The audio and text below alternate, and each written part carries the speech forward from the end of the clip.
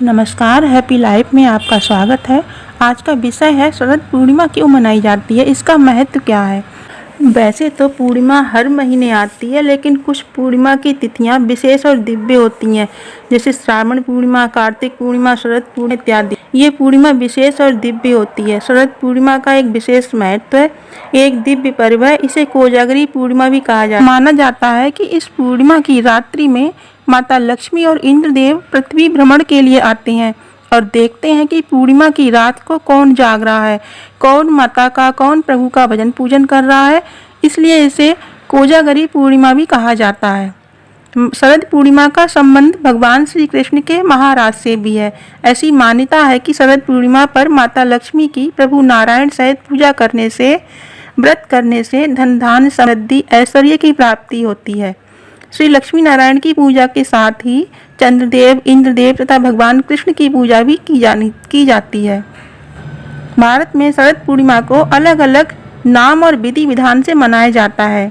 इसे गुजरात में गरबा खेलकर, मणिपुर में रास रचाकर, उड़ीसा और बंगाल में माता महालक्ष्मी की पूजा अर्चना करके मनाया जाता है। इस साल शरद पूर्णिमा 2 दिन की है। जैसा कि व्रत त्योहारों को उदया तिथि के अनुसार मनाया जाता है, लेकिन कुछ व्रत त्योहार ऐसे होते हैं जिन्हें प्रदोष उदया के अनुसार ही मनाते हैं। इस साल शरद पूर्णिमा 16 अक्टूबर बुधवार को रात 8:40 से शुरू होगी और 17 अक्टूबर गुरुवार को शाम 4:55 पर समाप्त होगी। उदया तिथि के अनुसार शरद पूर्णिमा 17 अक्टूबर को है। शरद पूर्णिमा के लिए चंद्रमा का पूर्णिमा तिथि में होना जरूरी है, तो सही तिथि इसकी 16 अक्टूबर को ही है, क्योंकि 16 अक्टूबर को चंद्रमा रात भर पूर्णिमा तिथि में रहेगा।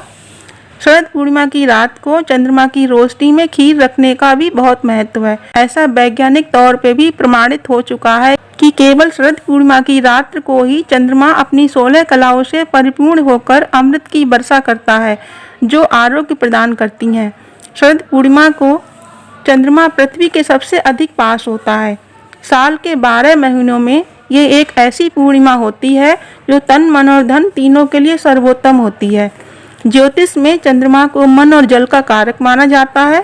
इसको औषधियों का स्वामी भी कहा जाता है। आयुर्वेद में इस शरद पूर्णिमा का इतना महत्व है कि आयुर्वेदाचार्य साल भर इस शरद पूर्णिमा का इंतजार करते हैं, ताकि रोग नाशक जड़ी बूटियों को चंद्रमा की रोशनी में रखकर उसको और अधिक पावरफुल बनाया जा सके। चंद्रमा के अमृत से नहाई हुई ये जड़ी बूटियों से जब दवाइयाँ बनती हैं तो रोगी को बहुत जल्दी आराम होता है, उन्हें आरोग्य मिलता है।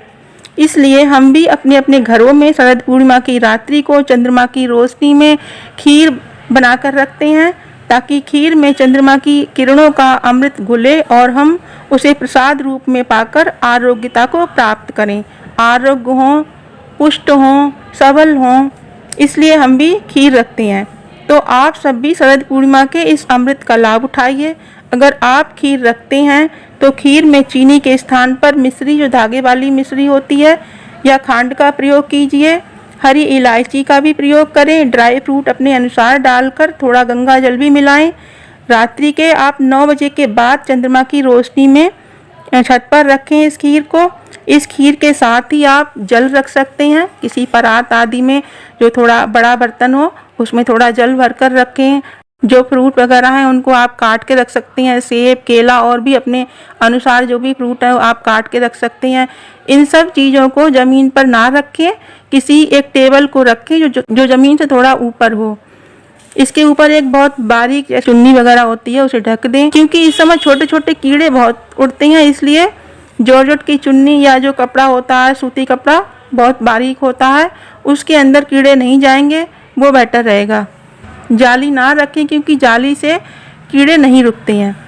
इस खीर में से पहले कटोरी में थोड़ी खीर निकालकर महालक्ष्मी को नारायण सहित इंद्रदेव, चंद्रदेव तथा भगवान श्री कृष्ण की पूजा के लिए रखें और बाकी खीर चंद्रमा की रोशनी में रखें। ये खीर बहुत सी बीमारियों में दवाई के रूप में भी प्रयोग की जाती है। कुछ ज्ञानी आयुर्वेदाचार्य ऐसा प्रयोग करते हैं। गाय के दूध की खीर को छत पर लाल बारीक कपड़े से ढककर रात भर रखा जाता है और सुबह उसे प्रसाद के रूप में खाया जाता है। अगर छत पर आपकी व्यवस्था है कि बिल्ली ना आती हो तो रात भर के लिए छोड़ दें इस खीर को। और अगर व्यवस्था ना हो तो आप 12 बजे तक इस खीर को रखें और 12 बजे निशीत काल में माता लक्ष्मी की, भगवान नारायण सहित इंद्रदेव, चंद्रदेव और श्री कृष्ण की पूजा करें। उस खीर का भोग लगाएं जो आपने पहले कटोरी में निकाल के रखी है। चंद्रदेव हमारे सामने प्रत्यक्ष उदित होते हैं तो उन्हें आप जल से, दूध से या दही से अर्घ भी दे सकते हैं। जैसे हम सुबह नहा धो के भगवान सूर्य को अर्घ देते हैं, ऐसे ही आप रात में चंद्रदेव को अर्घ दें। अर्घ खड़े होकर दें, बैठ कर ना दें। और जो अर्घ का जल, दूध या दही है जिसे आप अर्घ दे रहे हैं वो किसी बर्तन में गिरे, ऐसी व्यवस्था करें। आपके पैरों में नहीं गिरना चाहिए। सुबह नहा धोकर सूर्य को जल दें और वो रात वाला जो अर्घ का जल, दूध या दही है जो आपने चंद्रदेव को अर्घ के रूप में दिया है, उसे आप किसी पेड़ में या किसी गमले में डाल दें। तुलसी के पौधे में अगर जल है, जो जल का अर्घ दिया है तो आप डाल दें। अगर दूध दही का अर्घ दिया है आपने तो ना डालें। चंद्रमा की रोशनी में आप भी बैठ सकते हैं और माँ लक्ष्मी का कोई स्तोत्र, चालीसा, स्तुति या भजन पूजन करें इस समय बैठ के, ताकि आपको भी चंद्रमा की रश्मियों से जो अमृत गिरेगा वो आप पर भी थोड़ा सा, आपके बॉडी पर भी आए। श्रीमद् भागवत का, गोपी गीत का भी आप पाठ कर सकते हैं क्योंकि भगवान कृष्ण का भी ये रात्रि शरद पूर्णिमा की महाराज से संबंधित है, तो गोपी गीत का भी महत्व है। इस शरद पूर्णिमा की प्रतीक्षा साधना, पूजा पाठ करने वाले लोग भी करते हैं। दीपावली से पहले इस शरद पूर्णिमा के अवसर पर माता लक्ष्मी की विशेष पूजा अर्चना की जाती है। पश्चिम बंगाल में पूर्णिमा का ये पर्व लक्ष्मी पूजा के रूप में मनाया जाता है। इस दिन साधना करने वाले व्यक्ति अपने मंत्रों का पुनस्मरण करके उन्हें जागृत करते हैं, पावरफुल बनाते हैं।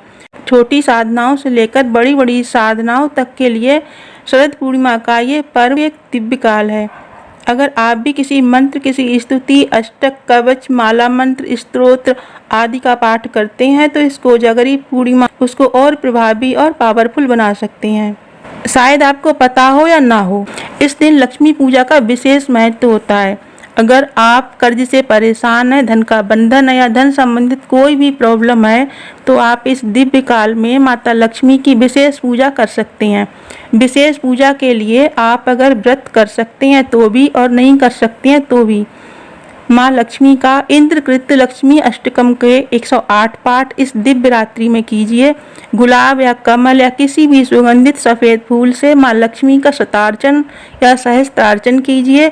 माँ को गाय के दूध से बनी खीर का भोग लगाइए। जैसे आप माँ लक्ष्मी की कृपा पाने के लिए दीपावली को विशेष पूजा अर्चना करते हैं, वैसे ही आप शरद पूर्णिमा की रात्रि को कर सकते हैं क्योंकि ये भी दीपावली के बराबर ही दिव्य काल माना जाता है। अगर आप हवन करते हैं, सत्यनारायण की पूजा करते हैं तो 17 तारीख गुरुवार को कीजिए और अगर रात्रि काल की पूजा, जप इत्यादि करते हैं तो ये 16 तारीख बुधवार में करना सही रहेगा। आज के लिए इतना ही। बाकी अगले वीडियो में अपना ख्याल रखिए, स्वस्थ रहिए, खुश रहिए। जय श्री राम।